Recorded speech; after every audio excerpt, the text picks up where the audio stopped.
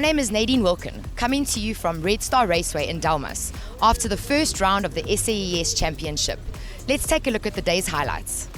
I'm standing here with Bradley Liebenberg from Primogen Racing Team. First time in a GT, and you managed to bag poles. Yeah, look, I mean, I think we are the only GT3 car here today, so yeah, we have a little bit of an advantage in that sense. But yeah, nonetheless, I mean, first time in the car this weekend. I just want to say a huge thank you to Paul Hill for the opportunity. I mean, as any racing driver, I think anywhere, this is like a dream come true. I'm here with the other two female drivers, as mentioned, Lonica Martins, who's currently getting ready for the grid, and Fabienne Lanz. So Fabienne, I see you are quite involved with a lot of women campaigns. One in particular is Women's Sports Campaign. Can you tell us a bit about it?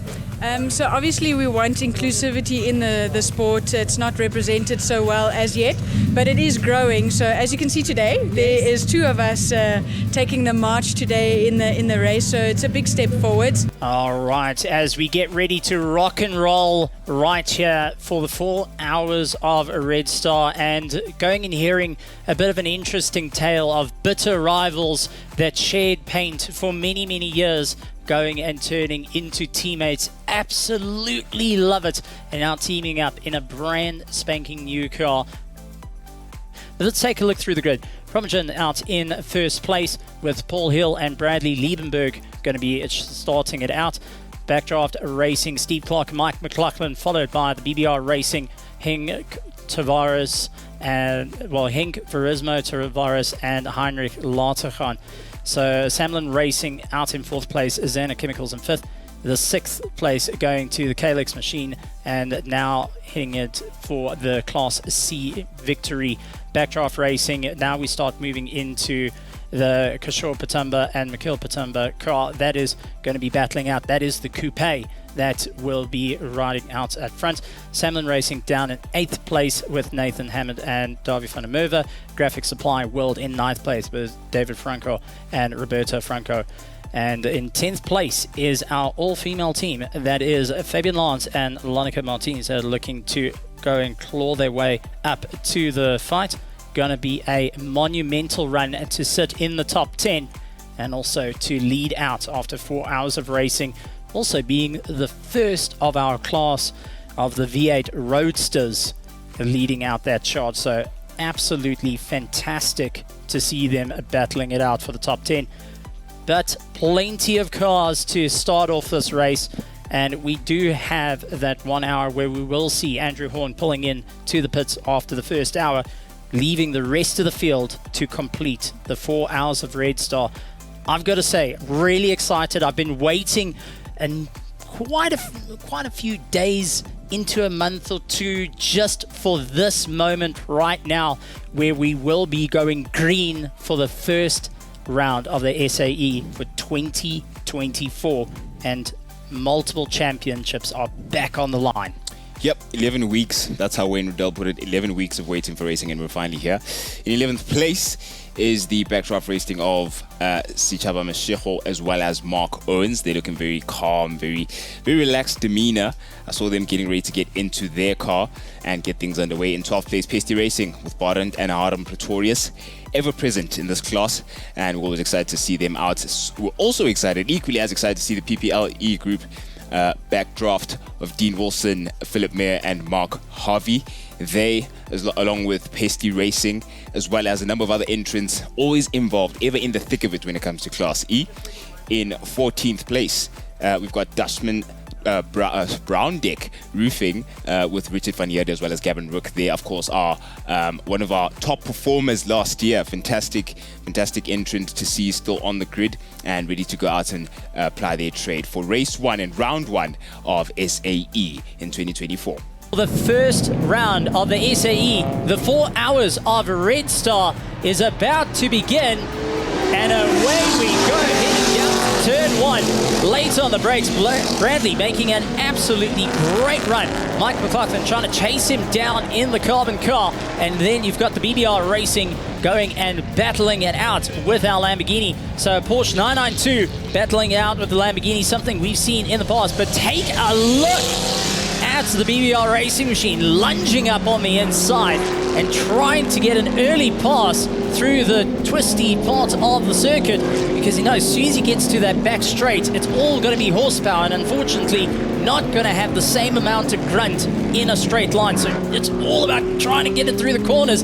And Andrew, he loves getting into a fight, but I think he's a little bit worried about getting caught up in too much of a mess early on in his race. Yeah, early on in his race, and early is relative in this case because he's got 1 hour ahead of him, whereas Nathan has 4.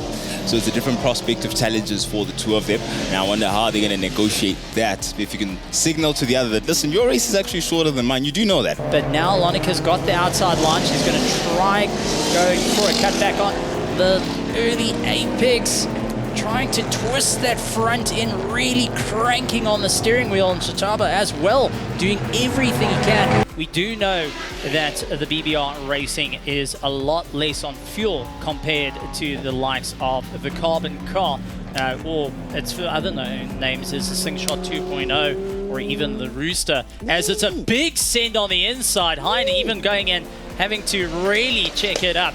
Actually going and hooking the windscreen wiper in a frantic panic to try and slow the car down. Well, we did see in practice a little bit earlier today that number 100 Class E car going and landing up into the dirt at turn 1 as they were trying to push the limits. But what has happened to that little car that they're going to have to do a bit of recovery? There it is on screen.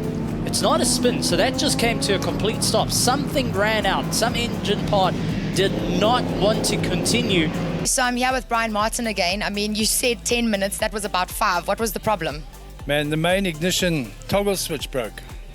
And luckily Devesh, who's our team leader, he has sharp as a razor blade. And he found it like that, we changed it, and she's back on the road.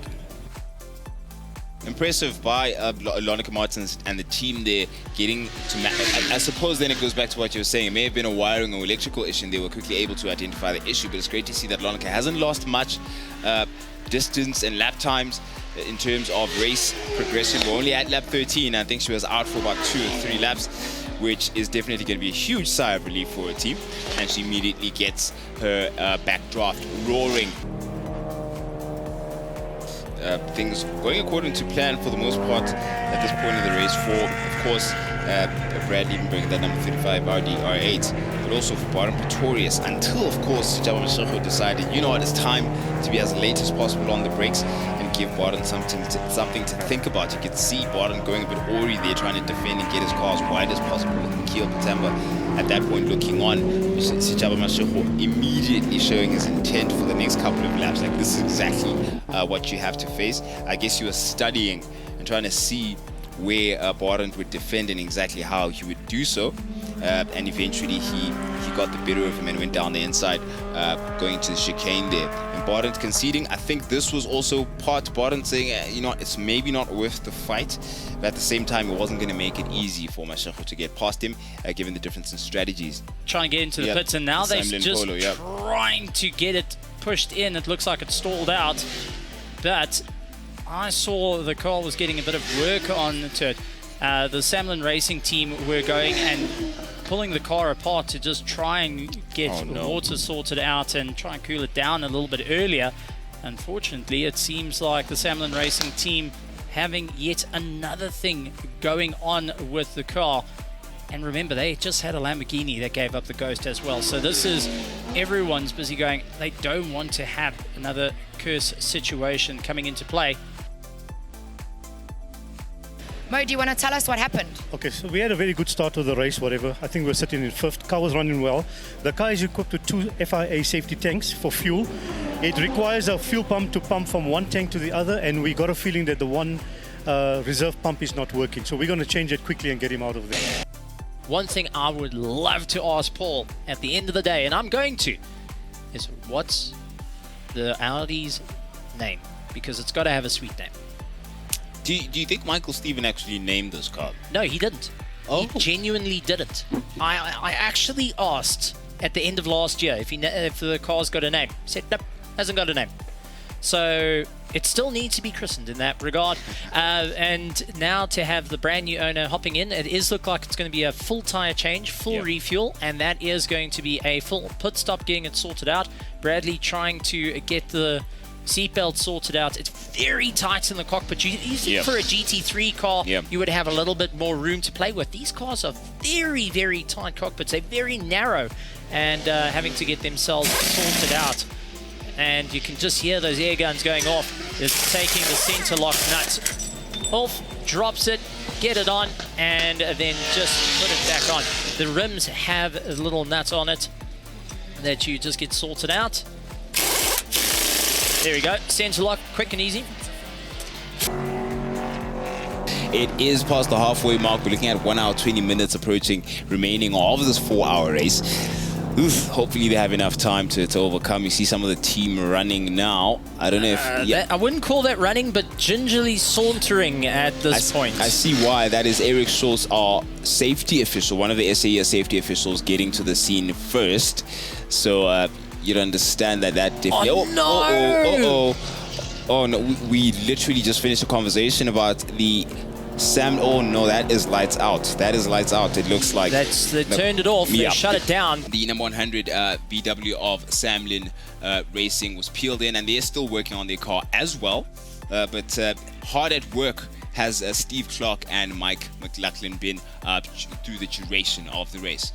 Even to the point that they now sit in first position, but also it hasn't been an easy race. Lots of mechanical fatigue starting to come in play, driver fatigue starting to come in play as well. So the drivers needing to work out how it's going to go. And we've got the car of Dan Hirsch going and having a great run. But the Slingshot 2.0 going and getting past the little brother. As it launches by the one of one, going and getting past the new V8 Roadster National Championship that's happening. The number 100 VW of Samlin Racing there. Just trust. It says, in God we trust. They hope things come their way and they have enough faith to get their car across the finish line before we see that 4-hour mark of the race. One of our backdraft roadsters, our Class E's at the time before we got the V8 Roadster National Championship, actually fighting it out for first place, and second to that was running in our Class D's at the time, which is now our Class C's. And then after that, when you go down the list, our GT3s were only sitting 4th, 5th, 6th place. But good to see they're still going. That is the Kobani. Locked up. Jinx, Coke. But Jinx, a synchronized lockup on car number 11. That was a code brown for somebody. But yeah, looks like Team Kobani is able to get the car back out onto the circuit in one piece. Possibly some instability. I don't know, you even know how the handling reacts to situations like that, but it looks like the car is fine. Now we've got a 44-second gap between him and Inglaterhan in that BBR Racing 992. A pit stop just completed there by Kara Hill and Yuri Swart. That's Yuri in the car. Yeah. Looking at the helmet, you can always tell it's either. There's certain drivers that just have that color pop the whole time. Patumba's one of them. Yes. Then, well, he even goes so far that the hair color changes. You got Yuri, who's always got that pink, but no, that is the Slingshot 2.0. That is burning a little bit. There is a bit of flame. That is second place. A lot of flame. He's out of the car, getting out. Steve Clark is not hanging around. He's going to reach for the fire extinguisher, is he? That would be detonated. He's now calling for the marshals to bring their fire extinguisher as well. They do have a lifeline system in these cars where literally by a push of a button, a pull of a handle, they detonate the fire extinguisher, but there's only so much going on to it. Yeah. And that is second place. That is the 2.0 up in smoke. The hopes for getting first place up in smoke. that's them out of the race completely, as we have seen in the past. A pit lane close can be the end of your race. So remember when I said at the start of the race, how are you going to push it? Where are you going to leave the car? They're going to tow it off. They're going to make it off into the distance to get it into a safe location. They're not going to tow it back to the pits. We're going green flag racing. Ladies and gentlemen, boys and girls, if you're not standing at your screens, if you're not standing up right now, I don't know, you are watching the wrong show, because this is nerves. I got goosebumps. This is going to be exciting. Ladies and gentlemen, welcome to motorsport. Welcome to 2024. Welcome to the SAE round 1. And we've got a whole year of more excitement to come. And you can see even the electrics taking a strain there, turning on. This is a major one. And the safety car comes out. Do you know what that means? Oh no, free pits. Means first place is now up for grabs. Neutral. Second place is torched. And it's now 992 Porsche versus Audi. Thankfully, I'm gutted for the backdraft team. The car has been running so well, and it just seemed like problem after problem. And Steve Clark being in it, he got out of the car incredibly quickly. They have to get out within, I think it's like 3 seconds. We're on for it for the final moments of the SAE 4 hours of Redstar Raceway. Will BBR, first two-time winner here at Redstar for SAE. The dark horse certainly earning its name. Twice the BBR Porsche team have done this. Definitely not a mistake.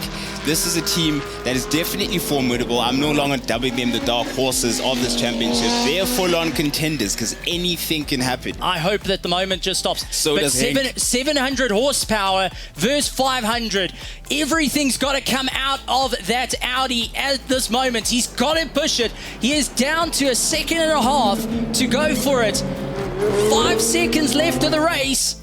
Is the checkered flag going to come out in time for Henk Latergan? And it does so. Henk getting it. And with under a second, that is 0.3 of a second. Oh, wow. Paul Hill comes across behind Henk Latergan, and that would be of 0.8 of a second. That's ridiculous. Was the decider of first place. If Henk got just that little bit more, if it was just the extra 2 corners, he would have gotten past. But Henk played the clock. Well done, BBR. But man, oh man, what a run. Heart in mouth all the way. I mean, in relative terms, that is a photo finish. Second consecutive win at Redstar. With the shoulder injury, how does it feel? I'm a bit tired, I must say. It's been 6 months out of a racing car. So the fitness is not what it's supposed to be. But I'm glad the shoulder held up. Well, listen, congratulations, and what a comeback from an injury. No, thank you very much. In third place, Yuri Swart in the number 81 VW. In second place overall for the day, the number 35 Audi R8 of Paul Hill and Brad Liebenberg. And our winner overall for the day's racing, the number 5 992 BBR Porsche of Henk Latergan, Hein Latergan, and Vericio.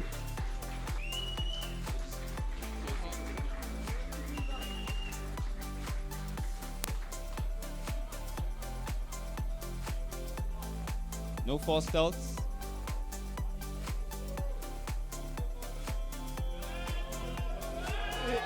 Hey! Pop the champagne.